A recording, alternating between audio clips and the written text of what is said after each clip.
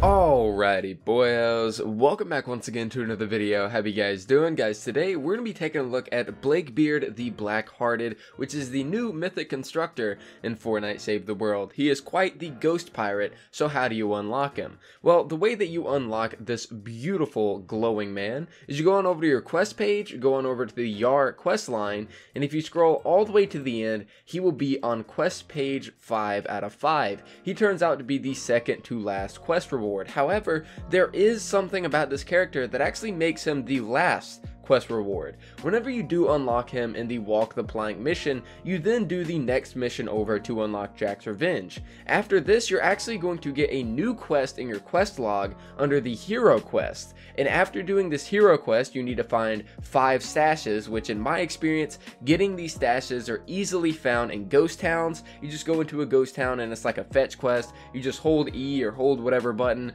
on this item and it picks it up. Go into a ghost town, find Blakebeard stashes, and then you will be able to unlock his team perk, which is kind of weird. His team perk is separately unlockable, and if you want to enjoy his team perk, you do have to do that final quest, which is outside of the Yar quest line, which is also unlocked after you complete the Yar quest line. This character is really cool. He's more of a fun-based character more than an effective kind of character, but I do have a hero loadout with him and a weapon composition and a lot of gameplay at the end of the video showcasing just how fun and awesome this character is. So let's go ahead and jump into it. So let's take a look at the hero loadout that I went with on Blakebeard.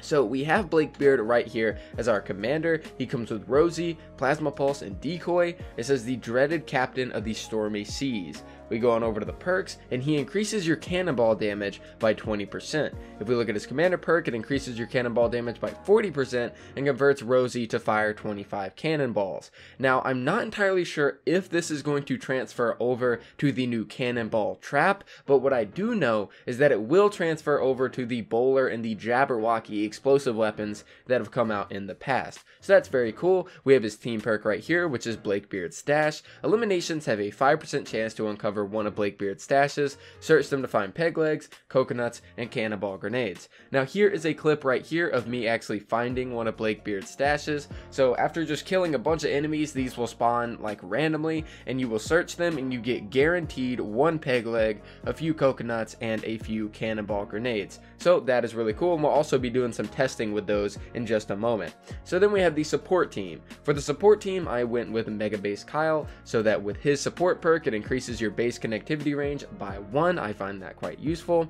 Then we have War of the Rosie. This right here is going to increase your damage with Rosie, which keep in mind we already have him as the commander, which means he's going to convert the Rosie to a cannonball launcher, and it's also going to do 40% more damage. Now, because of this team perk, you need to have 3 pirates in your support team. And honestly, it's not really much of a negative thing. It's kind of more of a positive thing and really influences your playstyle to be something that I find really fun. If we take a look at the support team, we have Swash, and this comes from the Swashbuckler Keelhaul character. Dealing pistol damage increases sword damage by 22% for 6 seconds. The next pirate that we have is Buccaneer Jonesy. Dealing sword damage increases pistol damage by 22% for 6 seconds. And then lastly, we have Goin' Coconuts from Crossbones. 20% chance to find coconuts in containers, and it increases your damage by 16% while affected by coconuts. Now, these are perfect for this character because this is a very pirate-based playstyle. With this new update, with the pirate event, it seems that most of these characters are pretty much based on specific playstyles, and this playstyle is honestly really fun and can be quite effective. If we go on over to my backpack, I'll actually show you guys the weapon loadout that I used with this setup. I ended up using a Jack's Revenge, which we did a review on yesterday, an absolute beast of a weapon, and I also ended up using a maxed out Corsair. Shout out to Death Grip for both of these weapons. And I also left this slot right here for coconuts, so that I was able to eat the coconuts mid-battle to get my health back and to be able to deal even more damage. So I think that that is a pretty good setup. You can obviously go with whatever you want, but I found that to be the most fun. Now, because of Blakebeard and because of the fact that he gives you peg legs and he gives you coconuts and cannonballs, I did some testing to see exactly how effective these are. So let's take a look at this clip right here of me using the peg leg on a smasher. Now keep in mind, for this specific clip, I did use the hype character, the new constructor that you can get in the pirate llamas, as she increases your club damage. And as you guys can see, the peg leg is actually pretty effective even if we're using Blakebeard as our commander. You can only imagine what it would be like if we used hype as our commander, but the peg leg is actually pretty useful, and I believe it's got about 15 hits, give or less, before it breaks. So yeah, the peg legs are really cool, and let's go ahead and move on to the next clip, which is me using the cannonball grenades. So for this clip right here, I went around, I killed some husks, I got the cannonball grenades from my stashes, and then I tested it out on a smasher. Pretty decent damage, but the main purpose of the cannonball grenades is to kill multiple enemies, not a single enemy, but it still did very good damage against the smasher. Now I want you guys to keep in mind, for Blakebeard's stash, only you can open these chests, meaning that if you want to give your teammates coconuts or give them peg legs or give them cannonball grenades, you have to open them yourself and then drop them for your teammates, which I personally think is stupid, and I hope that they change in the future, because honestly I like whenever I'm able to have my teammates completely buffed out, you know what I mean? If I can give my teammates coconuts and they happen to have the going coconut support, you know, slot, having that extra damage is going to be very useful. And even cannonball grenades can be very fun if you're tossing them all over the map. But that is it for the weapon composition for the support team, and now I have this character set up. Let's go ahead and move on over to some gameplay, and I'll show you just how effective Blakebeard is in combat. Alrighty boyos, so here we are at the gameplay portion of the video. Now one thing that you're immediately going to notice is that I'm a complete idiot and I did not place my base down. I was more focused on trying to show off this character as much as possible, and I really wasn't thinking about it. But the first thing you'll actually notice is me throwing down the Rosie turret, which turns out to be a huge cannon, and honestly this actually does some really good damage. But the reason that I didn't really put much into my support slot for the Rosie is because you're only going to be able to use it about 2 times at the max for a for a defense. And I think it's really stupid that the cooldown for the Rosie turret only begins after the Rosie turret is destroyed, because this guy's Rosie turret honestly has a lot of potential and it's very fun to use. But the bad thing is that it has like a 3-minute cooldown after the fact. So for the first minute of the defense, you know, you got an 8-minute defense. For the first minute of the defense, you're using this Rosie turret. Well, then for the next 3 minutes after that, you have to wait on it to come back to you, which is really bad, because then over half of the defense is over with. So I really do hope that they buff the cooldown and make it